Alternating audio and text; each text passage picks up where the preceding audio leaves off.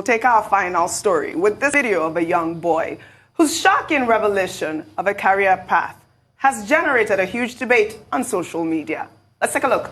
What do you want to be when you grow up? A murderer because I like killing. My brain tells me if I like killing or not. I like killing because when I first watched my grown-up killing show, myself started to like killing, and then my brain started to like tell me what to do with killing in it. So I like murders and I like killing in my life. I'm gonna kill everybody in the world except for my family because they just didn't do anything to me. I just like killing. So just any type of person, it doesn't matter? What about me? Yeah. Even me? No, not even my teachers either. Okay, because I'm the first person that you told this. Am I? Yeah? So, I just like killing. So what are you going to be again when you grow up? A murderer. Okay. Rufai, what do you make of this? Would you say this is an excessive video game, or this little boy should be locked up, really? No, it shouldn't be locked up. Psychologists start working with him now. You know why? Because he's going to do it. You know, and he has 90% chance of doing it. One, he has the intention. Two, he lives in a country where it's so easy to get guns. Absolutely, that all right, too. You can get AR-15s and rifles and all. It's America. But thirdly, you hear what he said there. The role of the media is important. Let's be careful what we expose our children to. He doesn't have a reason to kill, but he says, I love the killing shows I watch. Right. So parents should be careful what their children are watching, and parents should be careful the kind of trauma their children are seeing at a certain age. You know why? He's inculcated that trauma he's seeing through the killing shows at a certain age because his brain is still in formation.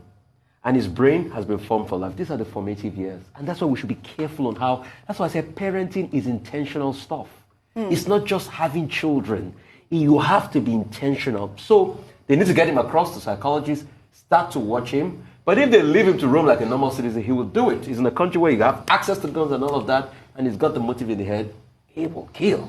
Tundu Abiola. I read about Jeffrey Dahmer, Ted Bundy, a bunch of serial killers, and they manifest those traits from childhood. Yes. And they start by torturing and killing animals, like a stray cat, a stray dog, and they get that bloodlust. This child is dangerous. I can also never forget the case of Jamie Bulger, the 2-year-old child whose mother turned her back in a shop in the UK. This was many years ago. I was in school, and I still remember so vividly. And these two boys, they were captured on CCTV. Terry Venables, I can never forget his name. Initially, they were child A and child B. Later, we found Terry Venables was the child A. They just came, they saw this 2-year-old boy, held him by the hand and led him out. That's the footage, and they tortured him and they killed that boy.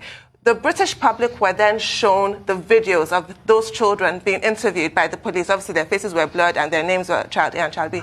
And they were saying they had watched a movie called Child's Play, Chucky. I remember Chucky. Yes, and that is why they decided to kill that boy. Yeah. And one of the children was crying. But Terry Venables was completely happy, very calm, and said, yes, I killed him, and zero remorse. So there's also something in their brain, in the makeup of their brain. Psychopaths lack empathy. They cannot feel compassion for other human beings. This is a very chilling video. This boy is dangerous. Dr. Abati. Okay, what we're dealing with here is that at one level, we have an idealized vision of youth, of children.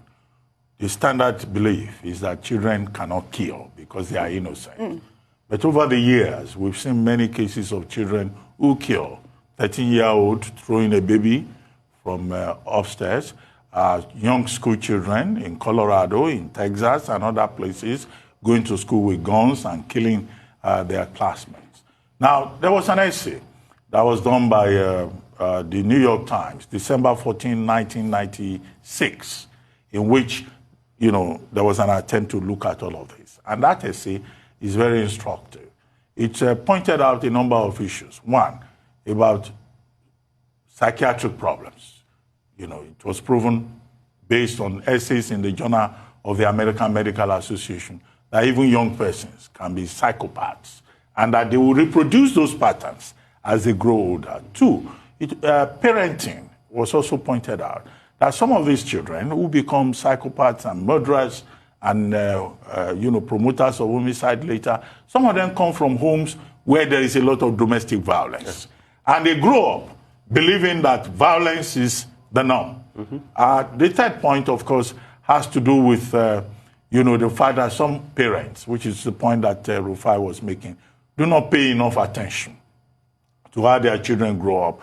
They just abandon them, and these children are nurtured, by other forces within the environment, particularly now that there's a lot of violence in, popular culture. Right. So these are some of the problems. The concept is that of the battering child. The child, who just grows up and he wants to kill. And it's unfortunate that we have this demonstration of a child saying he would love to kill. But he made an exception.